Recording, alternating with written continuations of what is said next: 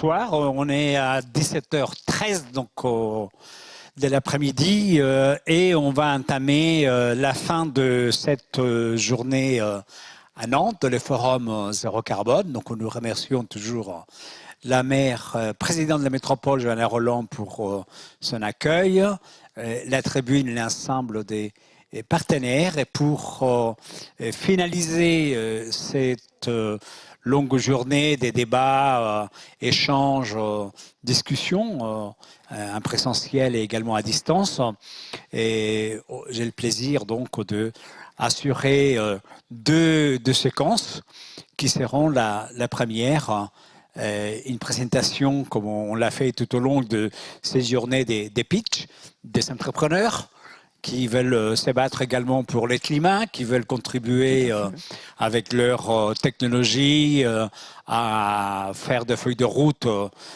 qui soient dans une démarche décarbonée. Et j'ai le plaisir de recevoir donc Ronan Leroy, qui est à la tête d'une start-up, donc Goodflow, qui est nantaise. Tout à fait. Et qui travaille sur quelque chose qu'on n'a pas abordé dans la journée, parce que là, on est plus orienté sur la technologie, donc ce qu'on appelle l'IoT, donc l'Internet des objets en bon français, et qui sert à tracer donc des flux, comme son nom l'indique, Goodflow, donc les bons flux. Et ces suivis est appliqué dans des diverses opérations, notamment dans le domaine de la logistique. Et Roland va nous parler donc dans 5 minutes de son travail. Merci beaucoup. Alors, pour raconter l'histoire de Goodflow, il faut que je vous raconte un peu mon histoire. Je suis désolé. Tant qu'on ne dépasse pas le temps imparti, tout va bien. Je vais essayer d'être efficace. Alors, en 2017, je vendais des emballages industriels réutilisables. C'est quoi? C'est des grandes boîtes en fait qui servent à transporter des marchandises, utilisées majoritairement par les constructeurs automobiles pour transporter des pièces automobiles jusqu'à l'usine pour qu'on puisse fabriquer des voitures. Je proposais à ces mêmes constructeurs automobiles de remplacer des emballages carton à usage unique jetables. Je leur proposais de remplacer du carton par du réutilisable. Et j'étais assez confiant parce que toutes les études qui sortaient disaient deux choses. Un, c'était rentable. Et deux, on divisait les émissions de CO2 par 3. Le problème, c'est que cette même année-là, en 2017, il y a Michelin, dans une de ses usines, qui a fait le trajet inverse, qui a arrêté le réutilisable pour aller vers le jetable. La raison qu'ils m'ont expliqué, c'est que ces emballages-là étaient quasiment impossibles à suivre et à gérer. En clair, rentabiliser des emballages dans ces conditions-là leur devenait si compliqué qu'ils sont même revenus à une solution qui était écologiquement bien moins intéressante, et ils le savaient, c'est ça le pire. La même année, en 2017, j'ai mon fils, Pierre, mon deuxième fils qui est né. Et là, je me suis dit, c'est pas possible. C'est une vraie histoire personnelle. C'est pas possible, c'était pas possible. C'était les couches jetables? Alors, vous en êtes pas loin parce qu'exactement, on s'était posé la question. Exactement, on avait même travaillé ce sujet-là. Et du coup, l'idée de Goodflow, c'était de dire comment on va faire pour que ces emballages réutilisables soient plus rentables économiquement que la solution jetable. Pour ça, on a une solution avec un IoT qu'on met dans chaque emballage et une application. Les deux ont leur importance. Parce qu'en logistique 4.0, il faut savoir que si l'utilisateur final doit s'adapter à la technologie, ça marche pas. Et ça marche jamais. On en a fait les preuves, mais bon, on va aller plus vite. Nous, notre solution... Le temps passe. Donc elle a plusieurs particularités. C'est que on ne fait pas de la géolocalisation. Ce qu'on fait, c'est qu'on apporte une preuve légale de qui est responsable de l'emballage et quand.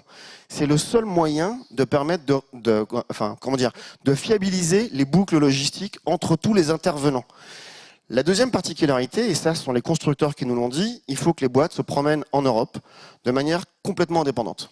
Si on met les infrastructures, on augmente l'investissement, on ne sera pas rentable. Donc il faut que ça fonctionne sans infrastructure, ça veut dire des antennes sur les murs.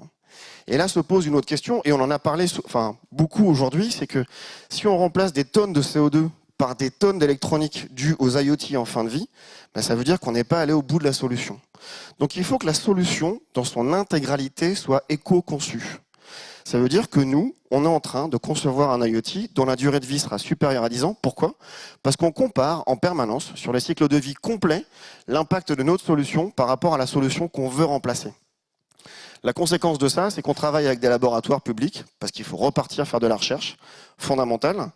Et la conséquence de ça, c'est qu'on a été obligé de développer une application, c'est pour ça qu'elle a aussi son importance, de manière à ce que l'opérateur dans l'usine ait son smartphone et puisse faire les opérations sans avoir à apprendre, sans avoir à lui à s'adapter à la machine, mais que la machine s'adapte à lui, et que lui, facilement, il puisse contribuer à une logistique 4.0, à une industrie décarbonée, sans avoir lui à avoir d'efforts d'adaptation à faire, de la même manière que le directeur de l'usine derrière, lui, va avoir une autre application web qui veut lui donner toutes les statistiques. Voilà. Aujourd'hui, Goodflow, c'est une start-up qui est deep tech, qui est suivie par la BPI. Et comme vous le disiez, en fait, on est suivi par l'IMT Nantes-Atlantique. Voilà. Et là, vous êtes aujourd'hui sur des réalisations, c'est encore au stade de la recherche. Il y a aujourd'hui une mise en pratique. Vous êtes un peu en mode jetable, moi non plus, c'est ça donc, Alors, aujourd'hui, on est en phase agile. Ça veut dire que nous, notre clé, c'est d'augmenter la durée de vie de l'IoT. On a déjà fait 2 phases de prototype, d'accord. En mars l'année prochaine, donc en mars 2022, on est capable de commencer un POC à grande échelle. Ça va être 1000, voire 10 000 emballages équipés avec un grand constructeur automobile. C'est notre cible aujourd'hui. On va repartir dans une phase de recherche fondamentale pour encore accroître la durée de vie de l'IoT pour atteindre ces fameux 10 ans. Voilà. Très bien. Et cette recherche fondamentale, elle est faite à Nantes? C'est une petite curiosité d'un scientifique. Alors non, cette recherche fondamentale, elle n'est pas faite à Nantes aujourd'hui. On ne veut pas entendre alors. Elle est faite en partie à Lille avec l'IRSICA et l'INRIA. Elle est faite à Brest, c'est pas loin. Elle est faite par l'IMT Atlantique à Brest. Et elle est faite aussi à Lannion. Voilà, ce sont les 4 partenaires avec qui on travaille, qui sont extrêmement intéressants parce que comme nous, on développe un IoT et on repart à chaque fois en recherche fondamentale pour accroître la durée de vie et les fonctionnalités. Sans ces gens-là, et la France est extraordinaire à ce sujet-là, on n'arriverait pas à un résultat... Mais la France est toujours extraordinaire. Non, mais c'est une chance d'être une start-up française parce que la collaboration, d'avoir un niveau très élevé de recherche et un niveau complètement pragmatique et opérationnel, va nous permettre en 6 mois d'arriver à faire ce que les Américains n'ont pas réussi en 2 ans. Donc c'est vraiment bien. Très bien. Écoutez, merci beaucoup. J'espère que vous avez été emballé par le suivi des IoT pour l'emballage. Donc merci Carlos, pour votre travail.